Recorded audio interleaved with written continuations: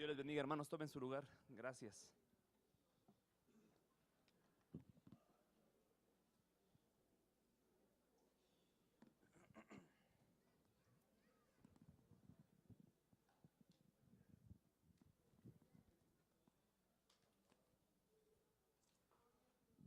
Hermanos, es un privilegio para mí estar aquí con ustedes. Que Dios les bendiga.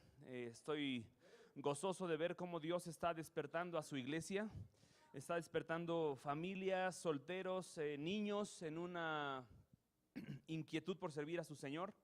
Y me alegra saber que podemos estar aquí compartiendo algo que espero en el Señor que sea útil para tu corazón, útil para tu perspectiva.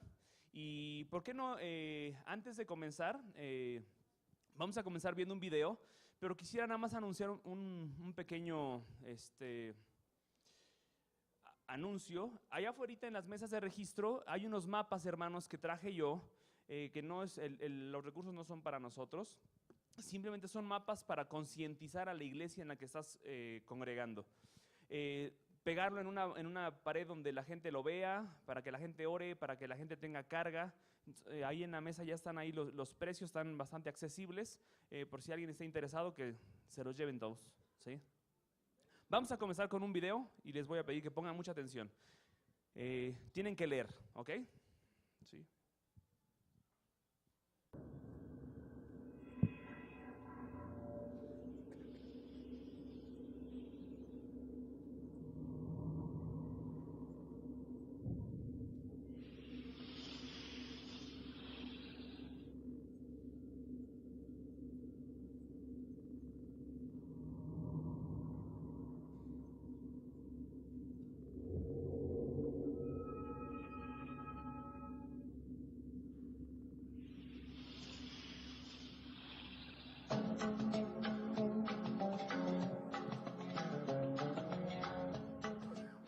Según estudios actuales, para que una cultura se mantenga durante más de 25 años, se requiere una tasa de fertilidad superior a 2,11 hijos por familia. Con cualquier tasa menor, esa cultura decaerá.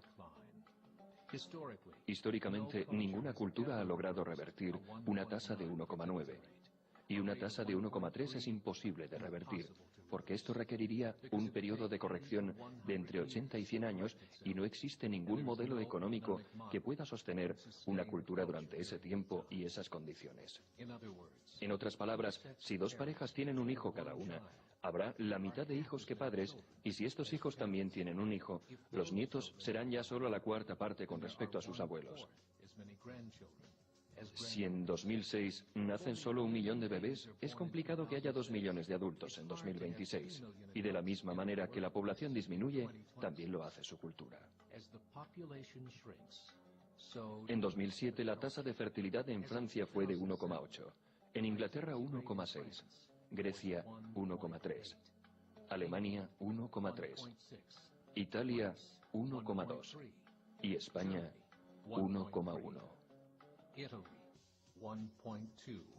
La media de la tasa de fertilidad de los 31 países de la Unión Europea es de 1,38 hijos por pareja. Las investigaciones nos dicen que históricamente estas cifras son imposibles de invertir. En cuestión de años, la Europa que conocemos dejará de existir. Pero la población europea no está disminuyendo. La causa, la inmigración. La inmigración islámica. Desde 1990, el 90% del crecimiento demográfico en Europa ha sido por la inmigración islámica. En Francia, 1,8 hijos por familia. Musulmanes, 8,1 hijos por familia. En el sur de Francia, uno de los lugares del mundo que tradicionalmente tenía más iglesias, ahora ya hay más mezquitas que iglesias. El 30% de los jóvenes menores de 20 años son islámicos. En las ciudades más pobladas como Niza, Marsella o París, esta cifra ha crecido hasta el 45%. En 2027, 1 de cada 5 franceses será musulmán. Y en solo 39 años, Francia será una república islámica. En los últimos 30 años, la población musulmana de Gran Bretaña ha crecido desde los 82.000 a los 2,5 millones. Un crecimiento de 30 veces el número original. Hay más de 1.000 mezquitas, muchas de ellas antiguas iglesias. En Holanda, el 50% de los recién nacidos son musulmanes. En solo 15 años, la mitad de la población holandesa será musulmana. En Rusia hay más de 23 millones de musulmanes, lo que significa 1 de cada 5 rusos. El 40% del ejército ruso será islámico en solo unos pocos años. Actualmente en Bélgica el 25% de la población es musulmana y también el 50% de los recién nacidos. El gobierno belga ha indicado que para el año 2025, 1/3 de los recién nacidos serán de familias musulmanas, tan solo dentro de 17 años. El gobierno de Alemania, el primero en hablar de esto públicamente, ha declarado recientemente que no puede detener la caída en la población alemana, ya que la tendencia negativa es irreversible.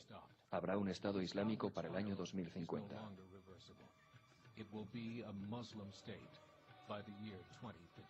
El líder libio Muammar al-Gaddafi ha declarado que hay signos de que Alá garantizará la victoria islámica sobre Europa sin espadas, sin pistolas, sin conquista. No necesitamos terroristas, no necesitamos suicidas. Los más de 50 millones de musulmanes en Europa lo convertirán en un continente musulmán en pocas décadas.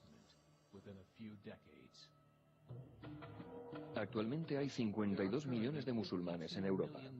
El gobierno alemán ha dicho que se estima que esa cifra se duplicará en los próximos 20 años, lo que significaría 104 millones. Más cerca de casa, la misma historia. En Canadá, la tasa de fertilidad es de 1,6, 5 puntos por debajo de la tasa requerida para que una cultura perviva. Y el Islam es la religión que más crece allí. Entre 2001 y 2006, la población canadiense aumentó en 1,6 millones de personas, de los que 1,2 millones eran inmigrantes. En Estados Unidos, la tasa de fertilidad es de 1,6 millones. Contando la inmigración de países hispanos, la tasa sube hasta 2,11, justo el mínimo requerido para mantener una cultura. En 1970, había 100.000 musulmanes en Estados Unidos. Hoy hay más de 9 millones. El mundo está cambiando. Es hora de despertar. Hace 3 años hubo una cumbre de 24 organizaciones islámicas en Chicago. Las transcripciones del encuentro muestran en detalle los planes para evangelizar América mediante el periodismo, la política, educación y otros. Dijeron: tenemos que prepararnos porque dentro de 30 años seremos más de 50 millones de musulmanes viviendo en América. El mundo en el que vivimos no es el mundo en el que vivirán nuestros hijos y nuestros nietos. La Iglesia Católica ha reconocido que la religión islámica la ha superado en número de creyentes. Hay estudios que demuestran que dentro de 5 o 7 años el Islam será la religión dominante en el mundo. Como creyentes, te animamos a extender el mensaje del Evangelio por el mundo. Esta es una llamada a la acción. Hermanos y hermanas, yo doy gracias a Dios porque hemos crecido en un contexto particular. Y sabemos todos nosotros, aunque vengamos hoy, los veo ahí muy guapos, muy guapas, con sus corbatas, sus trajes, venimos de contextos latinos. Y la verdad que cuando salimos de un evento como estos, de un domingo, de una reunión, de un culto, surge en nosotros un mover por nuestra sangre latina, la familia, el convivio, la creatividad, la improvisación. El latino tiene muchas cosas en común a lo largo del continente americano y también en el contexto iberoamericano. Y la verdad que a veces se piensa de los latinos que el latino es aquel que pone el buen ambiente, ¿verdad? El que a veces tiene humor y cuenta chistes en momentos donde la gente está un poquito seria y apagada. Es creativa, es bromista. Pero no solamente es un perfil general, hermanos. En esta mañana se me pidió que compartiera un poquito sobre, ¿puedes ponerme la primera mano, por favor? Latinos en el mundo islámico. Y yo decidí cambiar un poquito el título, es lo mismo, pero quisiera que vean lo siguiente. He denominado esta conferencia Auténticos. Ve a la primera, por favor. ¿Ya lo ven todos? Auténticos cristianos latinos en contextos islámicos. No necesitamos latinos en contextos islámicos. Necesitamos auténticos cristianos en estos contextos. Y quisiera comenzar invitándoles a que vean las fotografías que están allí. ¿Quién es quién? ¿La de la derecha es una familia musulmana o son unos misioneros latinos sirviendo en un contexto musulmán? ¿Y los de la izquierda qué son? ¿Una familia latina o es una familia musulmana occidentalizada? ¿Por cuál de las dos sería usted? Pues no sabemos, ¿verdad? Ya están adivinando, dices que me parece, que quién sabe qué. ¿Sí o no se parecen? Nos parecemos. Vamos a empezar a ver, hermanos, una cuestión aquí sobre la cuestión de la presencia de latinos en las manos del Señor. Y quisiera, si puedes pasar a la siguiente, por favor. ¿Quiénes somos los latinos? ¿Quiénes somos? Somos un grupo de personas que Dios ha creado, que Dios nos ha amado, que ha sido una mezcla de diferentes razas, colores y sabores, diferentes tipos de sangre, diferentes ideologías, diferentes contextos religiosos. Pero ¿quiénes somos? Siguiente, por favor. Llamo a esta diapositiva siglos de ingeniería genética. Dios ha estado preparando el camino porque Dios es soberano, ¿verdad? ¿Cuántos creen que Dios es soberano? ¿Y cuántos creen que su palabra va a perdurar por los siglos? Amén. Hemos sido llamados a ser luz y sal, hermanos. Hemos sido llamados a ser diferentes, a nadar contracorriente. Y los latinos hemos sido un pueblo, o pueblos o culturas, donde hemos recibido durante muchos años y durante muchos siglos, pues el esfuerzo y la entrega y la sangre de hombres y mujeres que vinieron a nuestros países, en este caso a México, para dar a conocer el mensaje de Jesucristo. En algún momento México fue un campo misionero, lo sigue siendo, pero ahora vemos que hay personas que se están graduando, gente que ya está en el campo, latinos que están sirviendo en diferentes lugares. Pero ¿de dónde venimos? Y quisiera nada más un pequeño repaso histórico. Hermanos, dentro de la ingeniería genética, vemos que en Dios no hay coincidencias. No hay coincidencias. Cuando vemos el mapa del cruce del estrecho de Bering, sabemos por la historia, aquellos que recuerdan aquellos años de escuela, que en el territorio, en el continente americano, hay muchísimo rasgo asiático, ¿sí o no? Si no me creen, voltea a ver a uno, dos o tres que esté a su lado y va a ver que ahí está el rasgo asiático. Muchos mexicanos tienen los ojos muy rasgados. Siguiente, por favor.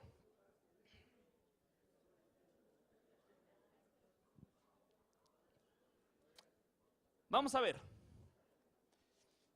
¿Qué pasa, hermanos, dentro de la historia? En este panorama, ya dejen de ver al hermano de al lado, ahora sí, véanme a mí. Tenemos aquí un pequeño mapa donde podemos ver que en Europa, el continente europeo, específicamente España, tuvo muchísima presencia. Si uno estudia la historia, se da cuenta que hubo muchísima presencia de diferentes culturas en este país, en esta región. Y vemos ahí que hubo presencia judía, griega, los cartagineses, los fenicios, bereberes, los árabes. Estas personas llegaron a vivir a España. Y hasta abajo dice, había cristianos, judíos, musulmanes, etcétera. Mezclas multiculturales, mezclas raciales. Porque, bueno, ¿qué tiene que ver esto conmigo? O contigo, porque somos latinos. Siguiente, por favor. A esa riqueza racial se le suma una rama de pueblos, dice ahí godos, no gordos, godos, pertenecientes a los pueblos germánicos orientales. Es decir, tenemos en nuestra sangre, hermanos, esta mezcla, este mestizaje genética de diferentes partes y continentes del mundo. Un dato histórico, en el año 507, se establecen en Hispania estos pueblos germánicos orientales hasta que fueron derrotados por los árabes en la batalla de Guadalete en el año 711. Siguiente, por favor. Algunos que han estudiado de misiones pueden reconocer este mapa. La presencia de musulmanes en el norte de África, en el Magreb, y también, gracias hermano, y también en la península ibérica. No sé si alguno de ustedes llegó a ver, ahora estaban pasando en el canal 22 la serie de Isabel. Aquellos que van a trabajar o que quieren servir en contextos españoles o en contextos de esa península, es muy bueno documentarse con parte de la historia. Y vemos que esta presencia de 8 siglos, pues influenció no solamente la cuestión de la comida, de la cultura, de la forma de ver, de la concepción del tiempo.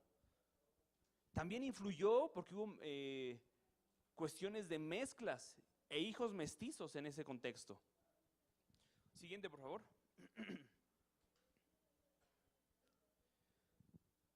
Más adelante, en el repaso histórico, vemos que cuando estudiamos la historia de las misiones y cómo fue que se llevaron a cabo, nos damos cuenta que uno de los primeros lugares donde Dios empezó a despertar a su iglesia en épocas contemporáneas fue en Europa.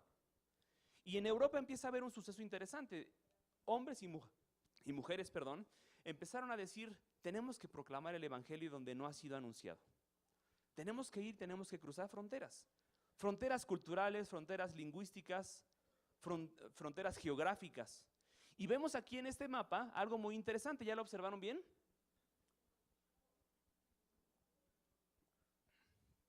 Vemos ahí por colores cómo la presencia de europeos han venido al continente americano. ¿Y en dónde se situaron? Por supuesto que aquí cuando vemos el país de México en amarillo, por eso quería yo mencionar el contexto de España.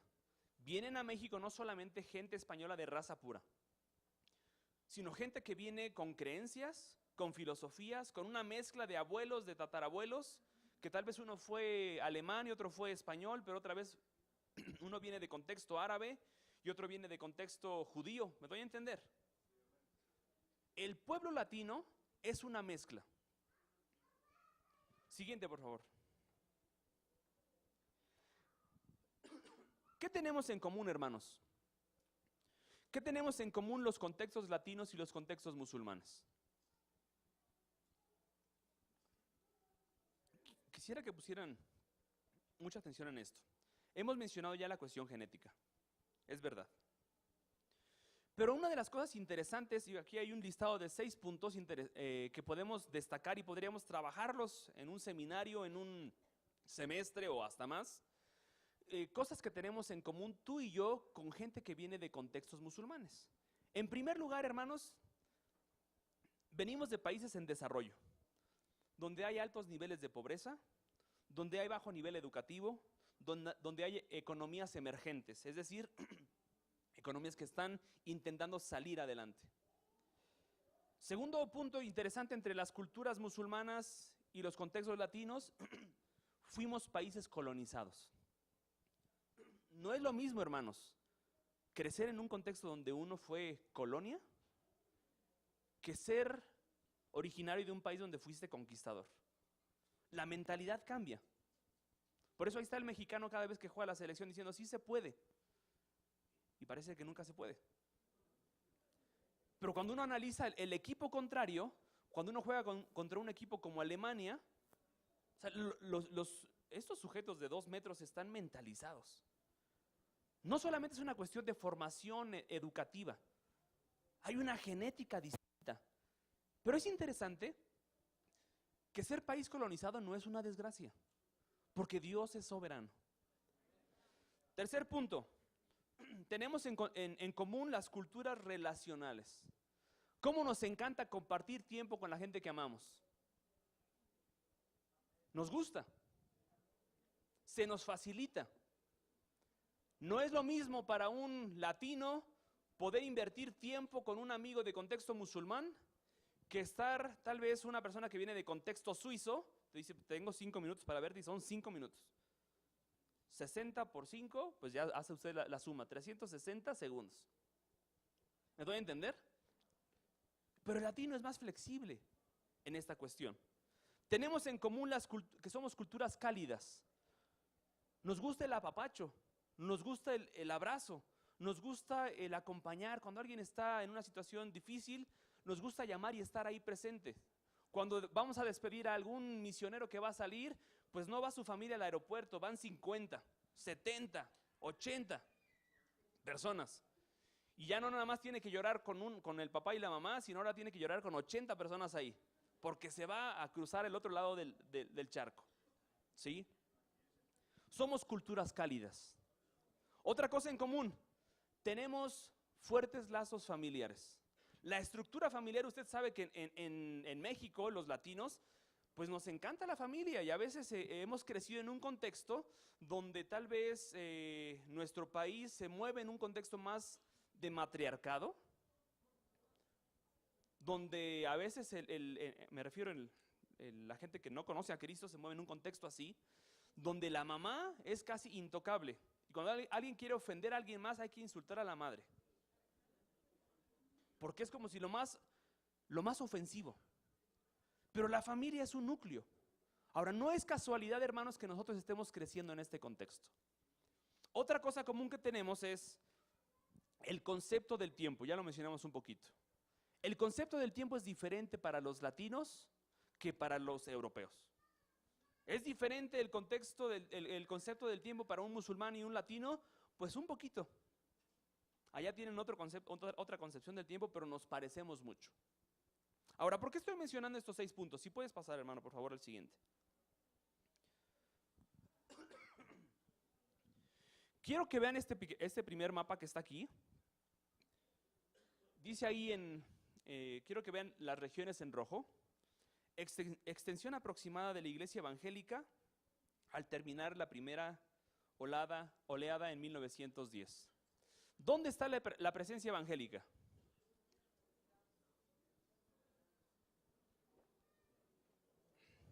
La más fuerte está en Estados Unidos, en Europa, ¿verdad? Arriba de España, ¿sí? Y pues en algunos lugares donde hubo colonias de estos imperios. Ahora, ¿puedes pasarle la siguiente, por favor? Avances recientes del Evangelio, hermanos. El continente americano se ha pintado de rojo. Pero la tarea sigue pendiente. Allá no hubo gloria a Dios, ¿verdad? Hay que dar gloria a Dios de que la tarea sigue pendiente.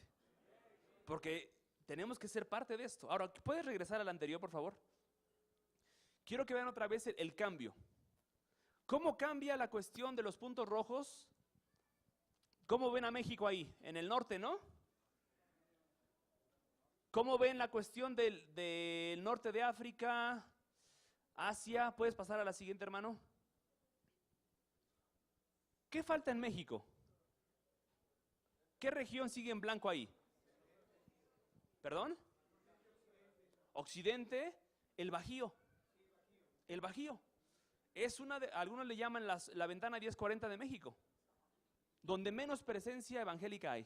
Colima, uno de los estados más pequeños de la República, tiene 0.2% de evangélicos. Y a veces nos centramos bueno, si estamos hablando de contextos latinos, a veces pensamos en abrir una nueva obra en un lugar donde hay tal vez 50 iglesias en 30 kilómetros a la redonda, cuando hay necesidad en alguna región. Ahora, no voy a hablar de esto. Quiero que pongamos nuestra mirada en el contexto del lado derecho, en el continente africano, en el continente europeo, en el continente asiático. Hay una franja, una región bastante notable en blanco, ¿verdad? Y sigue estando ahí presente. Siguiente, por favor, hermano. Muchos de ustedes han conocido y han escuchado hablar de ese término.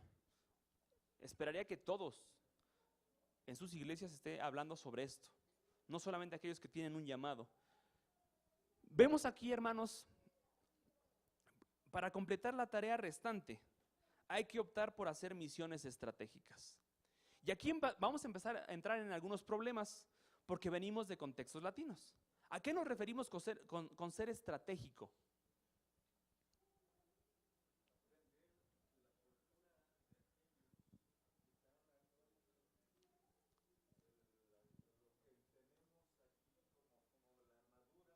¿Ok? Ese es un punto. Pero ser estratégico, hermanos, es pensar, intentar pensar cómo Dios pensaría. ¿En dónde Dios se enfocaría? Si Jesús viniera en esta época a compartir el evangelio, ¿en qué contexto se centraría para predicar? En los lugares no alcanzados. Ya lo estuvo diciendo mi hermano hace un momento. Esos lugares no alcanzados son lugares difíciles, pero son oportunidades en el nombre del Señor. Es por eso, hermanos, que tenemos que hacer misiones estratégicas. Y lo voy a decir de la siguiente manera: usted tiene que hacer misiones estratégicas. Y usted también. Y usted también.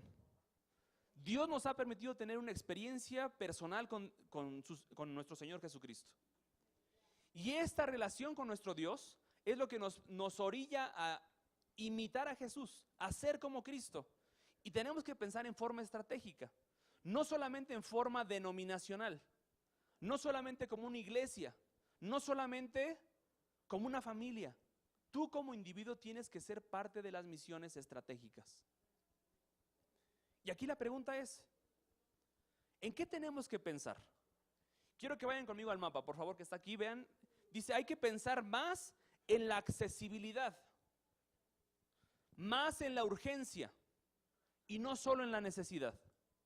Hermanos, si se tratara de necesidad, muchos de nosotros no deberíamos salir de casa, porque dentro de casa tenemos mucha necesidad. Con un hijo, con un hermano que se ha apartado de Cristo, ¿me doy a entender?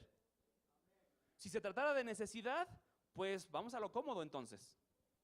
Tenemos que pensar más en lo accesible, en lo que es urgente. Y es por eso que la región, si ahorita regresáramos, pero no lo vamos a hacer, esta región que está en blanco es lo que llamamos ahora la ventana 1040. Términos que no aparecen en la Biblia, pero que los estudiosos en misiones están determinados en dónde centrar nuestra atención, en dónde centrar nuestros esfuerzos, en dónde centrar nuestros recursos. Tu tiempo de oración. Siguiente, por favor. Este pasaje es tremendo. ¿Podríamos leerlo juntos? ¿Les parece? Dice así la palabra del Señor. Así he procurado anunciar la salvación donde nunca antes había oído hablar de Cristo, para no construir sobre bases puestas por otros, sino más bien, como dice la Escritura, verán los que nunca habían tenido noticias de Él, entenderán los que nunca habían oído de Él. Amén.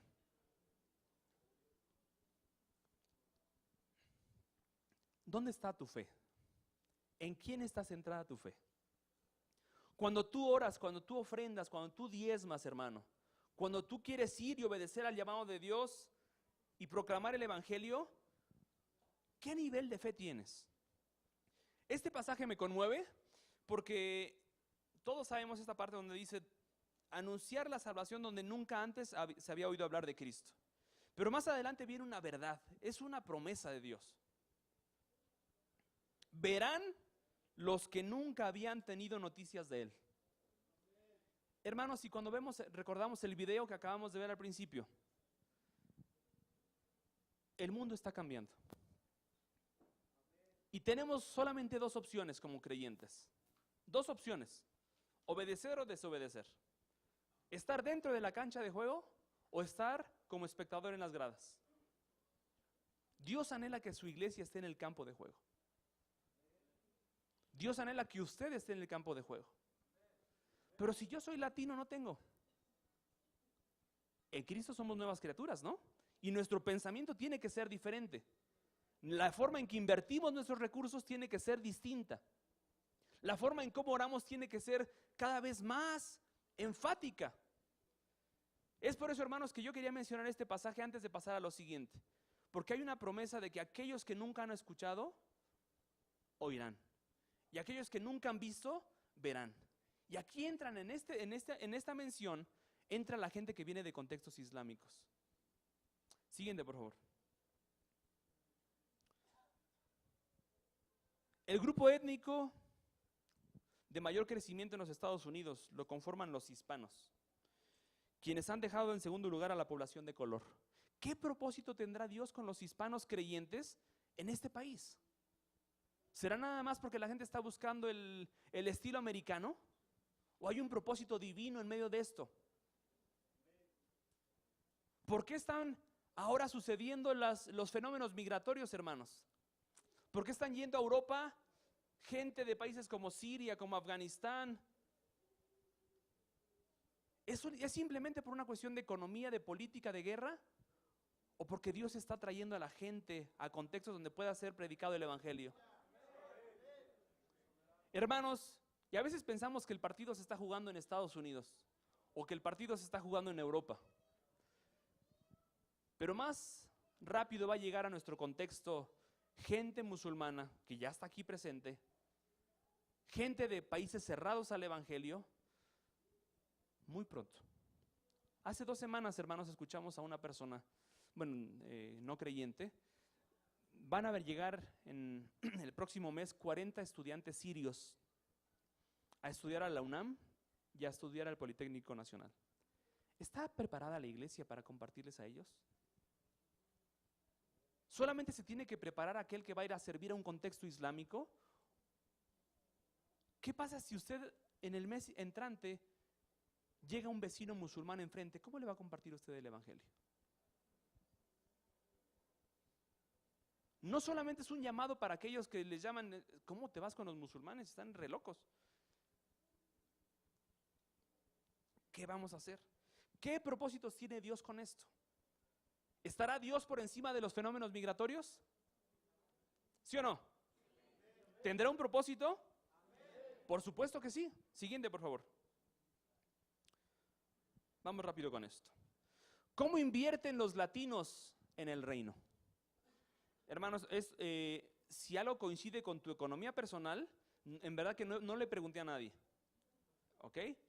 Es un promedio, es una estadística que se ha levantado en Estados Unidos, o sea, realizada por Estados Unidos, pero a nivel mundial de las iglesias evangélicas. ¿Ok? ¿Cómo estamos invirtiendo los latinos en el reino? Antes de pasar a la siguiente diapositiva, me gustaría pensar, ¿qué es lo que piensa un latino en general cuando se ve, por ejemplo, tal vez con un danés de 2,5 metros y el latino pues así, como yo, ¿sí? ¿Qué pensamos cuando vemos a un extranjero que viene de un país primermundista? En realidad, hermanos, tal vez como cristianos nuestra perspectiva ha cambiado y espero que cambie. Pero por lo menos en nuestra historia algo ha pasado por nuestra mente en algún momento de nuestra vida, decir, es que ellos tienen recursos, es que ellos tienen un país primermundista, es que ellos tienen un país en desarrollo y ya no está en desarrollo, ya está desarrollado y nosotros estamos en un país en desarrollo. Y a veces la perspectiva latina se limita a pensar en nuestra condición. Y me llama la atención, hermanos, porque esto es muy importante. ¿Cómo invertimos los latinos en el reino? Esta pequeña gráfica, tal vez algunos la han visto. Quiero que la veas desde la perspectiva no solamente de las iglesias apostólicas, sino desde tu perspectiva familiar y desde tu perspectiva personal. Del lado izquierdo, hermanos, ustedes tienen una pequeña gráfica que dice ahí, el 7% de los misioneros trabaja entre las etnias no alcanzadas. Por eso en el recuadro de hasta abajo está en amarillo 7 misioneros de 100. Están enfocadas en etnias no alcanzadas. Esto quiere decir que 93 están trabajando donde ya se ha sembrado. ¿Es un movimiento estratégico? Les pregunto. ¿Seguiremos reproduciendo este esquema? ¿De volvernos a enfocar donde ya hay otros 93 trabajando? ¿O podríamos orar y enfocarnos donde hay menor presencia? Ahora fíjense en lo siguiente, esto es muy fuerte. En la gráfica de las monedas dice ahí cómo la iglesia evangélica invierte sus ofrendas. Ahí hay 100 pesos, supongamos.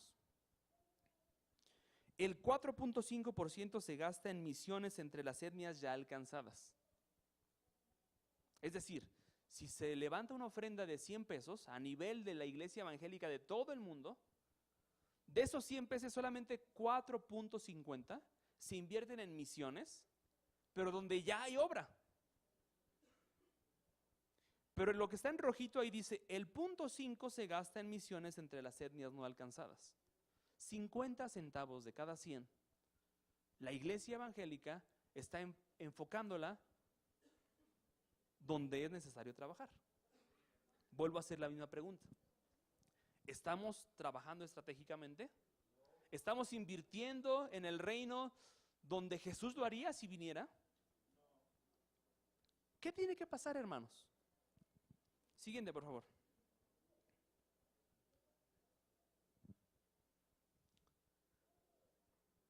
Hay otro dato que encontramos, mi esposa y yo. Los cristianos evangélicos de América Latina, esto ya nada más está enfocado en América Latina, ofrendan por mes, en promedio, 85 centavos de peso, o sea, ni siquiera el peso, a las misiones mundiales. Y aquí me encanta hacer este pequeño ejemplo. Muchas veces los latinos, los pastores, los líderes, los jóvenes, los matrimonios dicen, es que no tenemos, hermano, para hacerlo. Y aquí viene un ejemplo muy práctico. En verdad no es que no tengamos, hermano y hermana. Cada quien invierte donde tiene su tesoro. Hay gente que se gasta a la semana, por lo menos pueden tomar 2, 3 botellas de Coca-Cola de 3 litros, que por ahí me dicen que vale 27, 28 pesos la botella de 3 litros. Supongamos que sean 2, 50 pesos en promedio, a la semana en Coca-Cola, o en un refresco de cola. Al mes, ¿cuánto se gasta? Al año, 2,400 pesos, simplemente por consumir un refresco que aparte no nos hace bien. ¿En qué invertimos? En algún momento que estábamos compartiendo con una iglesia, hermanos, había jóvenes pues que tenían una clase media alta, y yo les preguntaba a ellos, ¿en qué inviertes tu dinero? Y me dicen, a mí me encanta ir al cine. ¿Y cuánto gastas en ir al cine? Bueno, nunca voy solo, en primero. Voy con mi novia, y a veces pues si el boleto, más el boleto de ella, y si compramos un combo de palomitas con esto, que además tampoco nos hace bien, ¿cuánto gastas? Le dije, por lo menos 400 pesos. ¿Y cada cuánto vas al cine? Pues por lo menos 3, 4 veces al mes. Dije, caray, 400, 1,600 pesos al mes. Si fuera al año serían más de 17,000 pesos. Una pareja que está estudiando. Bueno, tal vez me puedes decir, hermano, bueno, yo no tengo ese presupuesto. O yo tengo más y yo voy 8 veces. ¿En qué estamos invirtiendo? ¿En cambiar nuestra pantalla de 5 pulgadas a una de 79? ¿Qué propósito tiene eso? ¿Eso es estratégico para la extensión del reino? Ok. Hermanos, ahí está la palabra. Dice, Dios ama al dador alegre. Dios ama al que da con alegría. Dios ama al que le cree a su Dios que sembrar va a traer fruto. Y Dios nos está invitando a sembrar.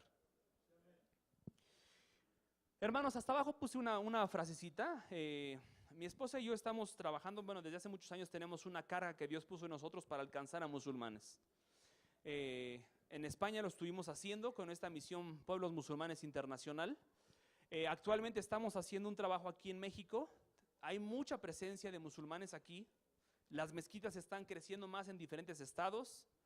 Hemos llevado a algunas personas de este grupo de iglesias a conocer algunas mezquitas aquí en el DF. Pero es interesante, hermanos, que hace 2, 3 meses tuve la oportunidad de hacer un viaje de capacitación a Estados Unidos para trabajar con musulmanes y con musulmanes de Somalia. Somalia está dentro de los 6 países menos alcanzados o más difíciles de acceso de misioneros.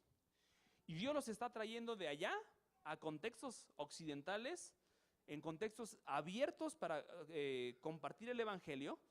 Y un hombre me decía, en inglés por supuesto, me decía, esta nación, Estados Unidos, Dios la está bendiciendo, porque es un pueblo que sabe dar.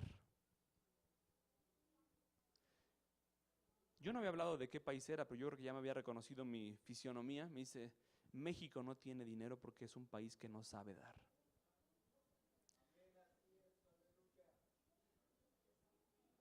Que así no sea. Hermanos, qué fuerte, me sorprende que un hombre de 50 y tantos años, al ser recibido por un país como Estados Unidos como un refugiado económico, por política, por economía, te dice, un país como esto, Dios lo está bendiciendo porque sabe dar. Pero cuando dijo, pero ustedes los mexicanos, Dios no los bendice porque no saben dar. Dije, este señor no me conoce, pero dije, Señor, ¿qué nos quieres mostrar? ¿En dónde estamos invirtiendo? Siguiente, por favor. Quisiera acabar en los 17 minutos que me quedan, con 48 segundos, dejarlos con 5 desafíos. 5 desafíos para los obreros e iglesias latinas. Mucho ojo, aquí no solamente incluía a los obreros, aquellos que tienen un llamado, aquellos que quieren ir. Aquí yo los incluyo a cada uno de ustedes. Dice ahí, desafíos para los obreros, pero también para las iglesias latinas. Hermanos, ¿quién es la iglesia? Esa respuesta que me acaban de dar, casi siempre la he escuchado en diferentes denominaciones evangélicas.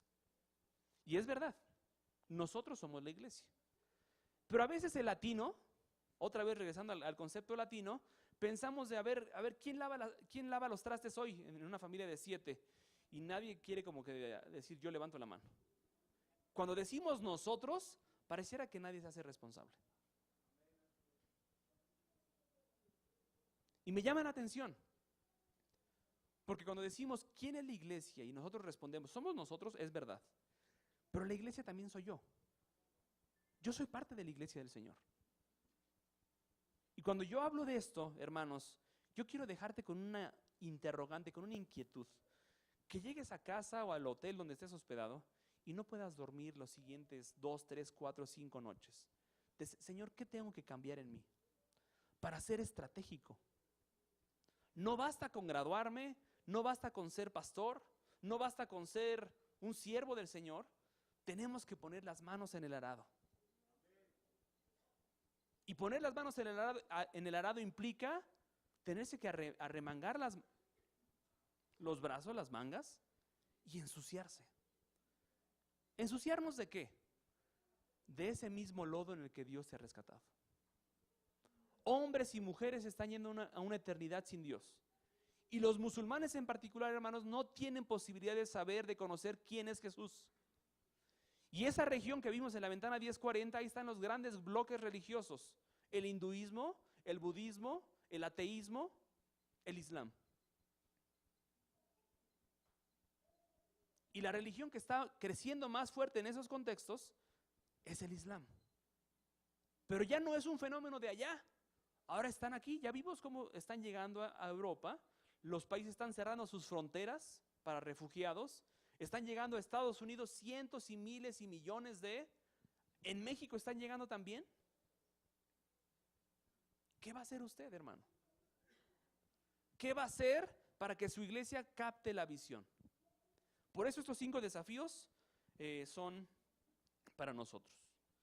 Antes de verlos, quisiera que leyéramos este pasaje que está aquí. Filipenses 2, 12 al 14. Si quieren, escúchenme. Filipenses 3, del 12 al 14, perdón. No que lo haya alcanzado ya, ni que ya sea perfecto, sino que prosigo por ver si logro asir aquello para lo cual fui también asido por Cristo Jesús. Hermanos, yo mismo no pretendo haberlo ya alcanzado, pero una cosa hago, olvidando ciertamente lo que queda atrás y extendiéndome a lo que está delante, prosigo a la meta, al premio del supremo llamamiento de Dios en Cristo Jesús. Esta semana, en un artículo que estaba leyendo de una revista cristiana, había una crítica fuerte hacia aquellas personas que hemos estado en liderazgo. Y mencionaba el autor que muchos siervos del Señor, muchas siervas del Señor, se han hecho como expertos en algún ministerio. Si yo tengo un don de alabanza, pues yo puedo estar ahí hasta que yo me muera. Si tú tienes el don de enseñanza, si tienes el don profético, si tienes el don de discernimiento, no lo sé. A veces pareciera que nos especializamos tanto en un ministerio que cuando se nos presenta una alternativa diferente que no conocemos, nos quedamos como sin armas. Yo lo que sé hacer, hermano, es predicar. No me ponga a compartirle a mi vecino porque yo soy un predicador. ¿Es una postura correcta? Yo lo que sé hacer es, pues, tocar muy bien la guitarra. No me pongan a predicar. Yo toco la guitarra. ¿Es una perspectiva correcta? ¿Es estratégica? No. Los latinos tenemos que cambiar esta perspectiva y solamente la puede hacer Dios, esta obra. No es por nuestras fuerzas. Sí va a implicar una disciplina, pero por eso estos desafíos son para ti, para tu iglesia y para esta amada denominación. Desafío número 1. Si le puedes pasar, por favor. Tener mentalidad de movilizador. Cuando conocí a varios hermanos de las iglesias apostólicas, yo me sorprendí en una capacitación que tomamos y ahorita veo algunos rostros y me dio mucho gusto verlos de nuevo. Vi a muchos hermanos que decían, yo soy un movilizador en las iglesias apostólicas.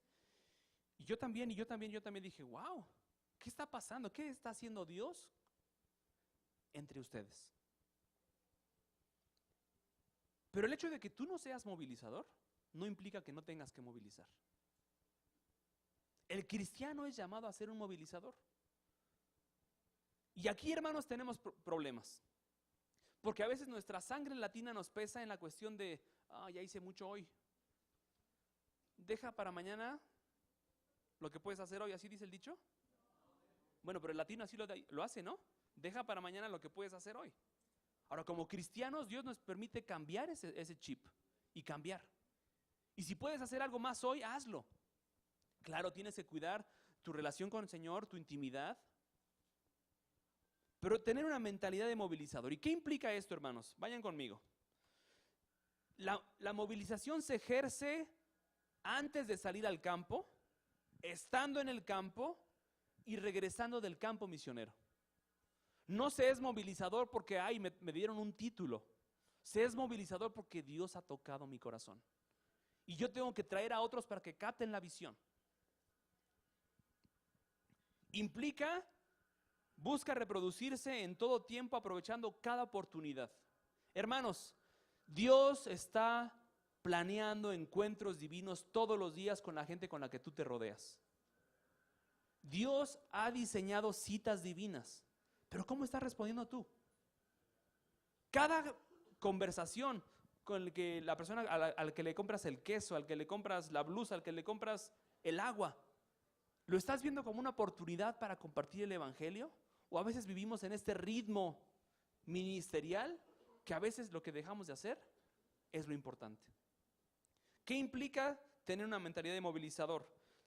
Este movilizador se interesa en discipular en misiones a la iglesia en todas sus áreas. Y si todavía no se está haciendo muy bien, implementarlas. Y si es que nadie me sigue con esto, tú sigue adelante. Y jala a tus amigos. Haz que la gente lea literatura, que vea películas, biografías misioneras. El movilizador no trabaja para un proyecto personal o denominación, sino para el reino. Mi pregunta es, ¿cómo estamos haciendo esta labor aquí?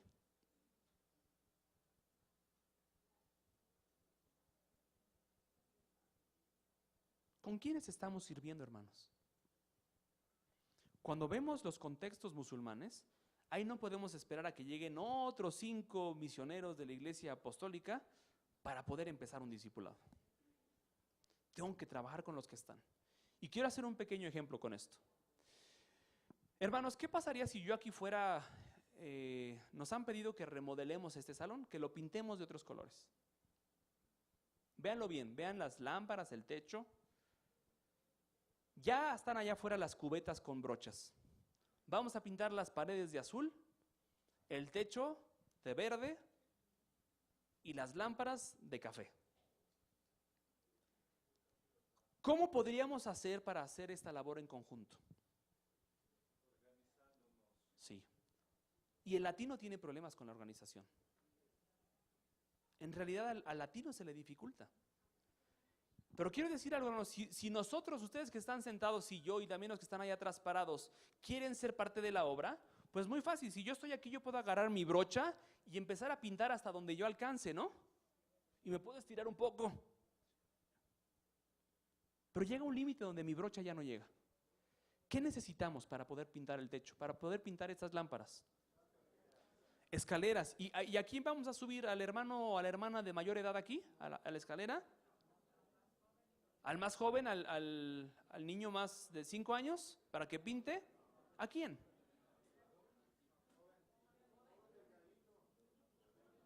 Al delgadito por la... Depende de qué escalera tengamos, hermano. ¿Sí?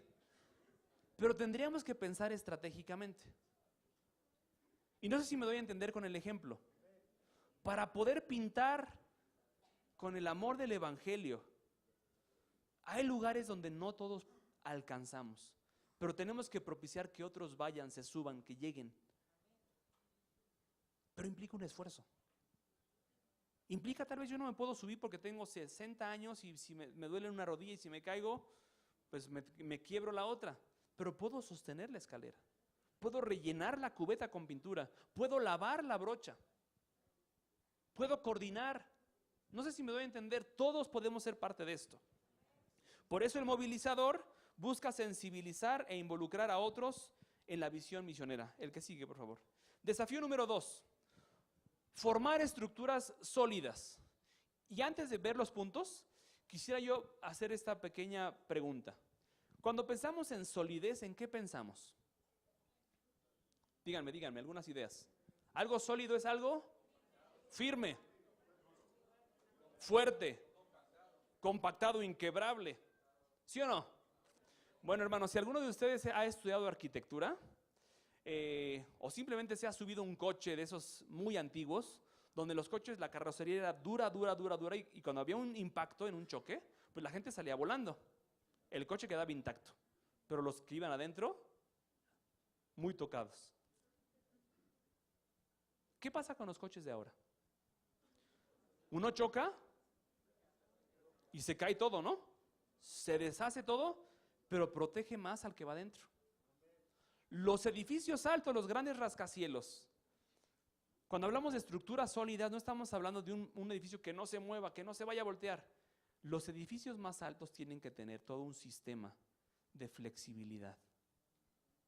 Para que cuando vengan los terremotos, el edificio sea sólido. Mi pregunta es, pastor, hermana, joven, ¿qué tipo de solidez estás creando en tu vida? ¿Una solidez que digas, yo no me puedo mover de aquí porque así lo ha pactado? ¿O Dios está pidiendo que seas flexible?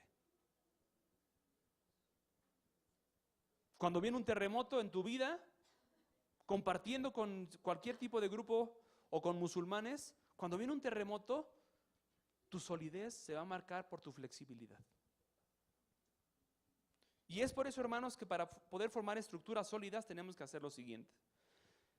Tenemos que tener relaciones edificantes entre la iglesia, el misionero y también el campo de trabajo. Tenemos que aprender como latinos a comunicarnos. Sí nos comunicamos, pero le damos rodeos y tenemos más de 20 dichos en México para decir, no te andes por las ramas. Nos cuesta trabajo decirle, hermano, usted me hirió. Quiero pedirle que si podemos platicar, porque en la reunión que tuvimos de varones, algo dijo usted que me lastimó. Y hablar las cosas directo. Jesús no le hubiera dado rodeos. Tener comunicación y también rendir cuentas. ¿Cómo vas tú en tu relación con el Señor mientras sirves? ¿Cuántos líderes han caído por no tener una intimidad con Dios? Formar estructuras sólidas en las finanzas, estructuras sólidas al capacitar adecuadamente a la iglesia, al misionero y al campo de trabajo. Y ahí es la importancia de hacer alianzas estratégicas. Tal vez yo no tengo en mi iglesia la capacidad de mentorear a una pareja que va a salir. Pero hermanos, estamos sirviendo al mismo Señor. Y cuando lleguemos al cielo, Dios no le va a dar aplausos a cierta denominación o a otra. La gloria es para Él. Y si tenemos que aprender a trabajar con otros que también creen que Jesús es el Salvador, que Jesús perdonó, tenemos que hacerlo, tenemos que ser flexibles para ser más sólidos. Tenemos también, hermanos, que trabajar el área de cuidado integral. ¿Cómo estás tú no solamente en tu ministerio? ¿Cómo estás en lo físico? En tu espíritu, en tu alma, en tu cuerpo. Emocionalmente, ¿cómo está el obrero? ¿Por qué regresa antes? Sólido es diferente a lo rígido. La flexibilidad puede dar estabilidad y propiciar que un proyecto perdure. Siguiente, por favor. Desafío 3, saber trabajar en equipo. El latino se le dificulta. Nos cuesta mucho trabajo que nos evalúen. Y decirte, es que lo hiciste mal, hermano. Vamos a trabajarlo para que la próxima vez salga bien. Ya me sentí. Y a veces se cambian de iglesia, a veces no, ya no abro la boca, y ahora ya la próxima vez ya no sirvo. ¿Sí? Este es un desafío muy fuerte para los latinos. Potenciar al otro para que la suma sea mayor. Erradicar la crítica y el rumor. Hermanos, este es un pecado y la Biblia lo dice, ¿no? ¿Sí? Interceder y bendecir en lugar de criticar y hacer rumores. Reconocer y fomentar las habilidades personales. Si tú tienes un don particular, pues tal vez hay que colocar a esta persona allí, pero eso no implica que para siempre. Hay también que desarrollar otros dones. ¿Sí? Colaborar unos con otros y no solo repartir funciones. Esa es una de las cosas muy fuertes en las culturas latinas, en los líderes. Delegar es buenísimo, pero el que delega también tiene su función. ¿Sí? Hacer reflexiones grupales constructivas en forma continua. ¿Cómo lo estamos haciendo? ¿Vamos por buen camino? ¿Qué tenemos que cambiar? Siguiente, por favor. Desafío 4. Dignificar la imagen del latino. Hermanos, tú eres latino. Aunque tú amanezcas hoy diciendo, bueno, hoy soy francés, y aunque empieces hoy en la mañana comiendo tu croissant y te pongas pupilentes azules y te pongas una boina, como tú quieras, yo soy francés a partir de hoy. Pues todo mi bagaje latino va a estar ahí siempre. Y tenemos que dignificar la imagen del latino porque Dios transforma las vidas. ¿Sí? Mostrar excelencia y calidad en vez de mediocridad. Hermanos, esto lo tenemos que cambiar. Y el Espíritu Santo es quien hace la obra en nosotros, pero tenemos que tener la disposición. No podemos hacer misiones mediocremente. No podemos ofrendar mediocremente. No podemos orar mediocremente. Tenemos que ponernos metas claras y alcanzables en vez de divagar. Tenemos que trabajar en equipo en vez de ser individualistas. Tenemos que aprender de lo valioso del otro en vez de ser etnocéntricos. Una problemática en el corazón humano es el etnocentrismo. Uno cree que es el ombligo del planeta. Y tal vez yo no. Bueno, mi familia es el centro de atención de todo el planeta. Bueno, no. Mi iglesia, mi denominación, mi país. Y grandes de los conflictos que hay en el mundo es precisamente por el etnocentrismo. Las guerras son por cuestiones de raza. ¿Sí? Decir las cosas en forma directa en vez de callar o dar rodeos. Hermanos, tenemos que aprender a hablar directamente, con amor, pero hablar. ¿Sí? Y ahí yo puse una frase, dice, a la mexicana. ¿Qué pensamos cuando decimos a la mexicana? Es una ideología mala pensada, ¿verdad? No podemos hacer misiones a la mexicana. Pero ¿qué pasa cuando Dios transforma nuestras vidas? Tenemos que hacer nuestra actividad a la mexicana, pero en el nombre de Cristo. Por lo tanto, tiene que hacerse bien. Tiene que hacerse de manera pensada, estratégica, creativa, ¿sí? Acabo con lo siguiente, hermanos. Más del 75% de los pastores y misioneros en América Latina no han tenido preparación bíblica y misionológica formal.